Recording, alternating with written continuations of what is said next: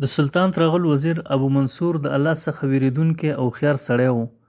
هر ورځ به یې د لمونځ نه وروستو په ذکر کې تر لمر ختو پورې په وظیفو مشغول و او وروستو به د سلطان دربار ته حاضرېدو. یو ورځ سلطان ته یو ناڅاپي کار پیښ شو چې وزیر ابو منصور ته سم د لاسه د راتلو پیغام واستولو. کله چې د سلطان سړی راغلو، وزیر په مسله ناست و، سړي طرف ته یې هېڅ توجه ونه کړه. د پیغام والا ته دا خبره ناخوښه شوه او د حسد له امله یې سلطان ته وویل چې هغه د شاهي فرمان قدر ونه کړو او ستا پیغام ته یې هېڅ توجه ونه کړه. په دې سره باچا ډېر په غوسه شو، خو چې کله وزیر خپله روزانه وظیفه ختمه کړه، باچا ته حاضر شو.